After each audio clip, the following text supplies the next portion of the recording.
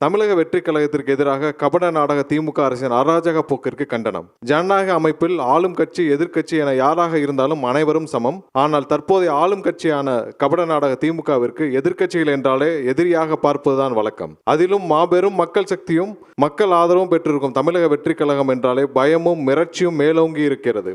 அதன் வெளிப்பாடாகத்தான் தமிழக வெற்றி கழகத்தின் சார்பாக பொதுக்கூட்டமோ மக்கள் சந்திப்போ மக்கள் நிகழ்வோ என எந்த பொதுவெளி தனியரங்கிலும் தனியார் இடங்களிலும் நடத்த அனுமதி தராமல் தடுக்கிறது இந்த வெற்றி விளம்பரம் ஆடல் திமுக அரசு.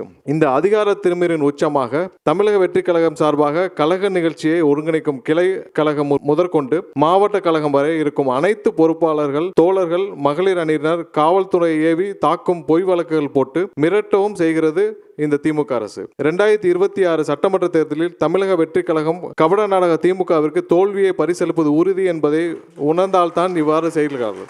எங்களுடைய வெற்றி தலைவர் ஏற்கனவே தெரிவித்தது போல எதை வேண்டுமானாலும் தடுக்கலாம், ஆனால் இயற்கையையும் மாபெரும் மக்கள் புரட்சியும் எல்லளவும் தடுக்க இயலாது. ஜனநாயகத்திற்கு எதிரான போக்குடன் அதிகார மமதியில் ஆட்டம் போடும் திமுக அரசை தமிழக வெற்றி கழகத்தின் செயற்குழு வாயிலாக வன்மையாக கண்டனத்துடன் எச்சரிக்கிறோம்.